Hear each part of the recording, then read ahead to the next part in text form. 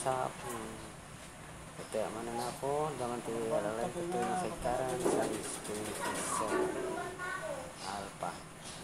Ayaw ko ialan ko talaga na kayo na napulagod na. Proceed lang natin kami pakita, kampi lang po yung aking may papakita dito sa videos na to, itong episode na to. So yung align nyo lang po yan, at susunod na lang po yung iba. So ngayon lang po, pasensya na po, ngayon lang po ako nakapag-upload po ng videos kasi po tagal po. Hirap po yung phone ko po, hirap po ng vlog po na hanggang. Pero okay na po ngayon, so kampi na lang po yung aking may video sa alam na to.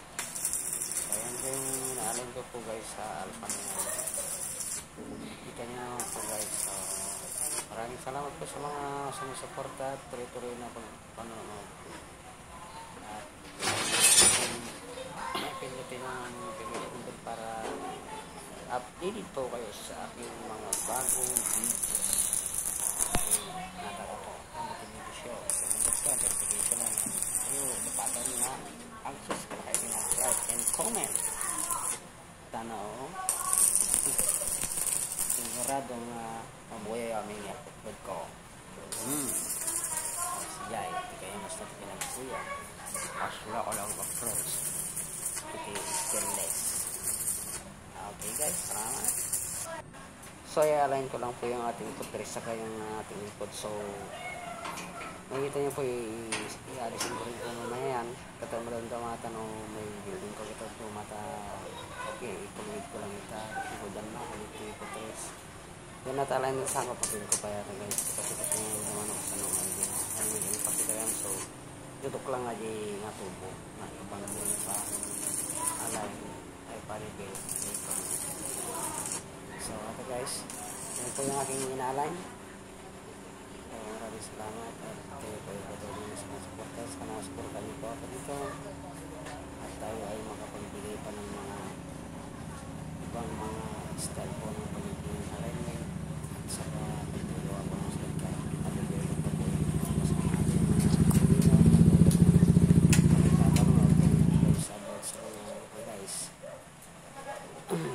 sa mga tanong ng iba na sa likod, comment na salamat ang mga sabi ng ating pag-comment. Sinagot ko pa yung mga so yan o, pinunta na ako sa uploading kasi okay na po yung ating align sa likod, saka meron naman pandagan din sa harap ginawa ko pa. So nagpitan ko po yung ating putris sa spacer na para may ayos na natin. So guys, ito yung videos ko ito. Yung episode ito ipakita ko tayo sa marunong pupunta tayo sa Gibang para kanata isa episode na sa ito yung episode natin aking may pagkita ko lang. Ito lang magpapagkita guys. So maraming salamat.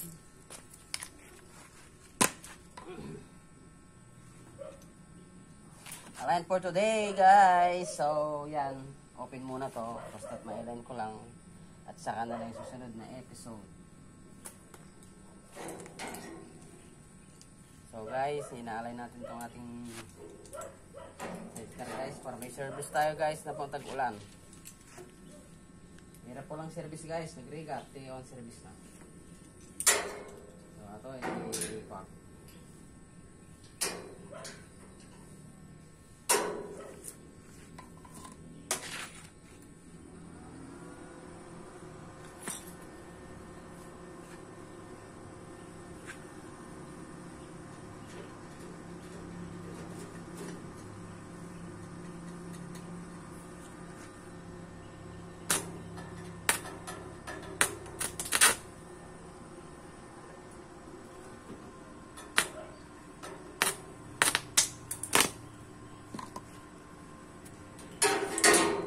Na lang nilagay guys, so dyan lang muna.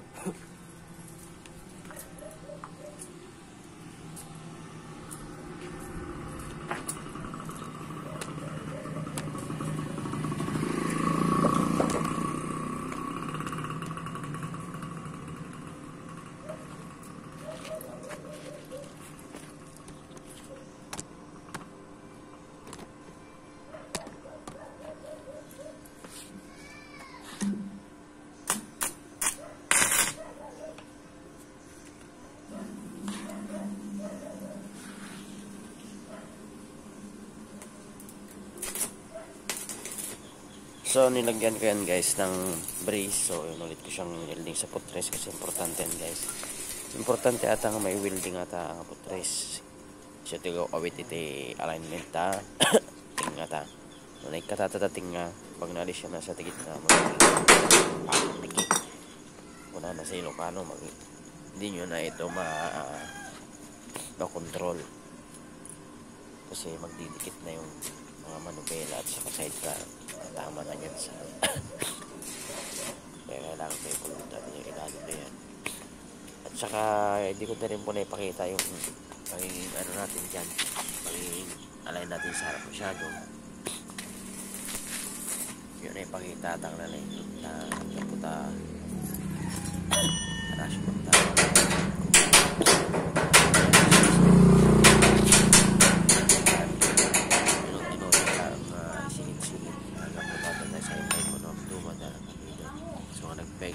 pasensya na ako noon na may gitna upload ko. Talaga taon. Bigat po.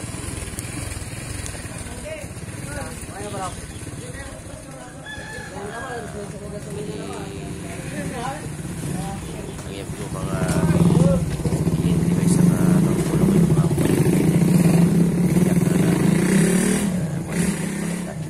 ano yung videos ko pero yung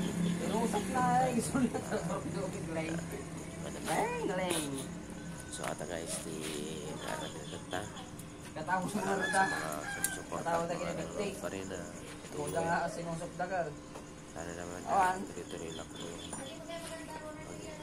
support nyo sa manood at like and comment alam mo tapos ito unang videos ko kasi kayo subscriber. So yan guys, na-align ko na pero wala pa itong bulsa saka ito na-align di ko para siya na-pulwid dito sa loob guys. So bulsa tayo gamit ito bulsa na tayo. So yan guys, na-align ko na yung aking guhit ko na yung bulsa niya hanggang sa bulsa lang muna tayo sa kabay susuro saka na lang yung bumper kasi sinigat ko yung alignment yan guys ayan open yung pasamano headgear na yan so napakayo sa may Nike dito gawa na side ng bumper na yan iniisip ko pa kung anong so ito yung likod niya guys dalawang klase siguro ang bumper niyan guys yung laps bumper so, yung alignment na hindi ko pa rin siya nag-grind natin si kasi wala pa siyang shock absorber na support secondary shock dito. Salamat pa rin guys. So inalign ko muna so yan muna yung part na to ginagamit ko next yung episode 7 na ito guys. So yan guys, okay nandito muna ayun guys yung pakita ko na lang po sa inyo stainless po yung ating pan guys pang ilalim so hindi ko pa rin po naalis yung mga itim-itim dyan so nilangisan ko yan guys pero may mga itim ibabing konti i-grind so yan guys wala pang pintura sa loob guys so ito muna yun guys ginamit ko na kasi guys so ayun mayroon siyang dito yung suporta niya hindi ko pa rin inaalis kasi hindi ko pa siya na-welding dito. So yan muna po yung ipapakita ko sa kayo siguro itong susunod natin ito sa bulsa. So yan guys, napaka babaw guys. Yan, dito muna tayo baka yung bulsa kakarga na natin guys.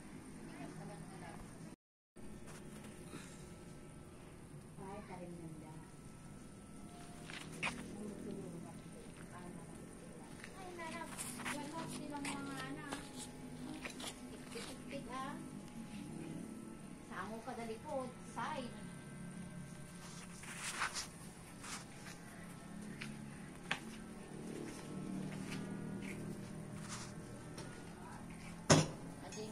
Pang ano lang ito, tag-ulan. Tag-ulan po yan guys, pang tag-ulan. So yung pasamano nyo guys, stainless po yan guys, open. Yung ating bubong po ay capsule. Yan. Capsule yun guys. Ayan guys.